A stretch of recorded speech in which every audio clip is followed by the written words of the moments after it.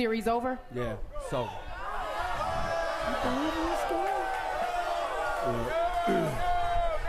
You know, even if the Heat had lost, I still would have been up here. I still would have been enthusiastic. I would have been envisioning a comeback that at least pushed this series to a Game 7. But I'm in no mood to play around. The Miami Heat got beat down last night. They've been beat down the last 2 games in Miami. And I think the thing that has gotten me, and I'll say it, depressed, is the fact that they were tired in the second quarter. They were heaving, they were breathing, and I owe an apology to a whole bunch of people because I'm busy. My man, mind your business before I have you thrown out. Don't get on my nerves. Today he's serious. I'm sitting there. I'm sitting there like this. I'm watching this team, and they were heaving. They were like me on a treadmill up against Skip Bayless. You understand what I'm saying? I mean, we know I'm not going to last for so long, okay? Right. I'm watching these guys, and in the first quarter, Dwayne Wade was heaving. In the second quarter, I saw LeBron James looking spent. The rest of the team looked tired. And it wasn't because they were older and older than San Antonio and that was it. No, Greg Popovich went like this. Patty Mills, Kawhi Leonard, Danny Green, push it, push it, push it, push it, push it. And it didn't matter what the Miami Heat did. Popovich insisted that they pushed the tempo. And because of it, Miami literally looked like a team starving for an oxygen mask. I mean, it was unbelievable to watch. Now, to leave it at that would not do the San Antonio Spurs justice. They put on a clinic.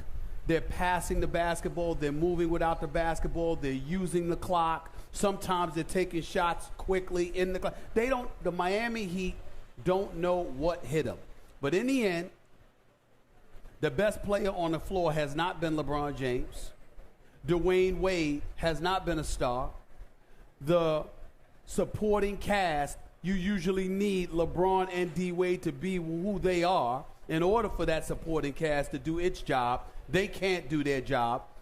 And San Antonio is outplaying and outcoaching them. The better team is dominating this series, but they're not just a better team, they're a team in better condition. There is no way that even I, as the #1 Spurs supporter in the media, is ready to say this series is over. It is not over. No way is it over. I am not going to fall into that trap here today. And maybe you're trying to lead me into that trap, but I don't hear that in your voice. I don't hear any slickster in what you're saying. I think you are truly, utterly defeated today. But I'm here to remind you, if any team had the psyche to make history, it would be the team that originally was called the Heatles. Remember the Heatles? Yes. I see a few Heatles shirt out here in the crowd. Heatles shirts. Right now, the Heatles have history before them. Right? Yeah. No team has ever come back from 3-1 in a final. They believe. I can do without that song. I appreciate your support. See, you started this. Would you please stop it? They still believe, ladies and gentlemen, here on South Beach. They still believe. Okay, so here's my point to you, kind sir. Yesterday at the NBA headquarters hotel across the bay, I ran into dozens of people, and I asked every one of them, who wins tonight? Everybody said the Heat will win and win easily last night. Everybody who came here thought the Heat would win yesterday. I thought the Heat would win. You thought the Heat would win.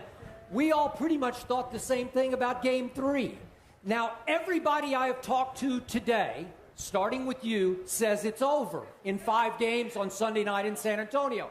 It ain't that easy. That's a dangerous phenomenon that is happening because every time I hear everybody say it's going to go one way, it invariably goes the other way.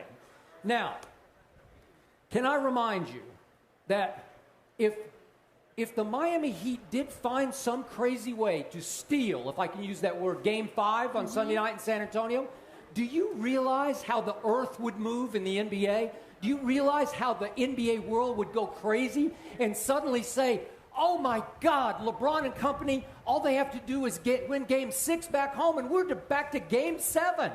So this thing could swing crazy wildly off Sunday night. I'm saying to you that I picked the Miami Heat to win this series in 7 games. Okay. I think it's over. Now, could they go and win Game 5? Yeah, let me tell you why. Because between now and Sunday, you've got 3 full days rest.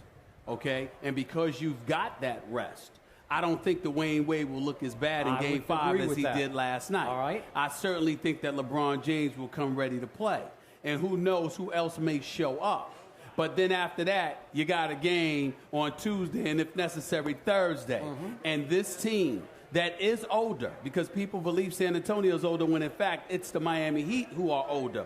When you consider them, the way they looked gassed and completely spent, do I think the Heat have it in them to go from Sunday to Tuesday to Thursday and win this series? No. That's what I'm talking about. But could they win Game 5? Fine. You know, and that's what it is. Now, when you are a mayor, you have to understand that sometimes you have to deliver bad news to your constituents. You have to sit there and look them in the face and say, we will rise again sometime in the near future. But right now, this is what the catastrophe of our situation entails. It is what it is.